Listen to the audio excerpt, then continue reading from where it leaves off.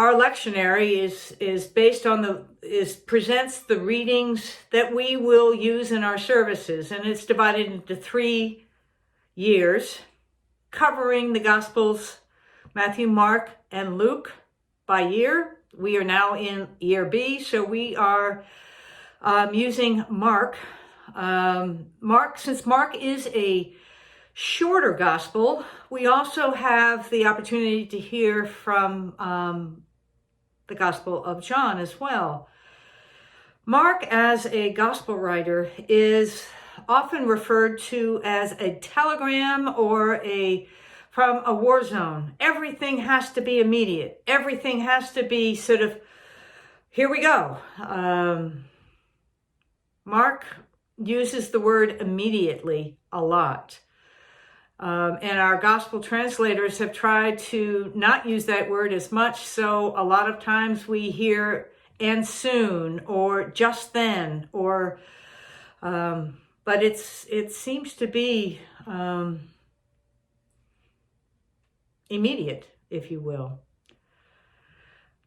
Mark is also interested and concerned with the miracles of Jesus that show forth his desire to heal the world.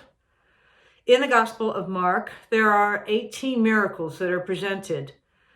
And of those 18 miracles, 13 present Jesus as the ultimate healer.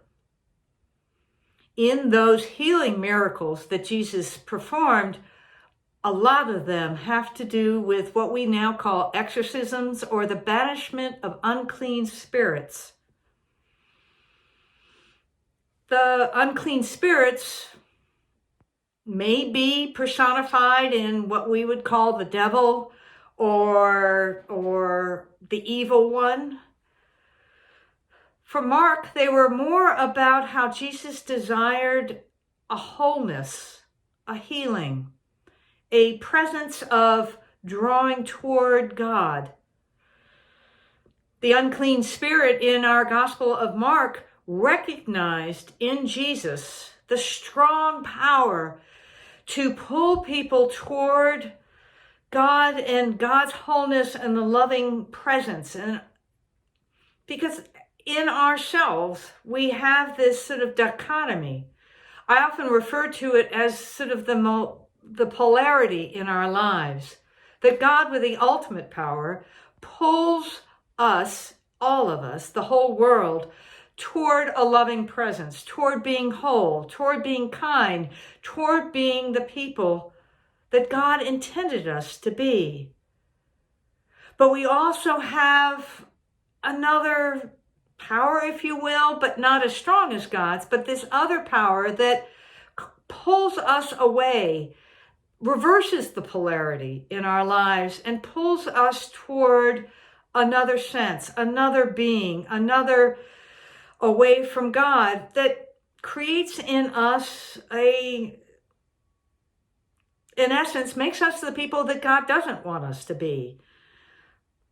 We have these, and it can pull us toward things that actually have an ultimate lock on us, whether it's addiction or anger or evilness or whatever it is that can really secure our polarity. And that's when we need other people. That's when we need God to step into our lives and say, be healed, come out, unclean spirit.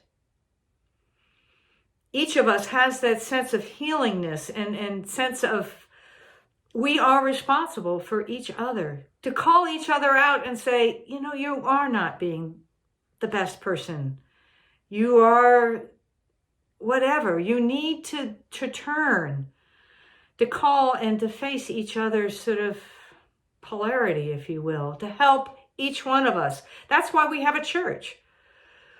We are responsible for each other, and together, St. Anne's will be pulled toward and attached to the magnetic of God's grace, the power that God has. This is the last may not be the last sermon I preach on the power of the unclean spirits in our lives, because Mark will be with us from now until Thanksgiving, the Gospel of Mark, so that it's and in your lives, notice where you seem to be not yourself, not the person you want to be. Reach out to others and reach out to God, because God does have that healing presence and love. Thanks be to God for that strong pull that God calls us to be whole, to be that person in that church that God intended us to be. Amen.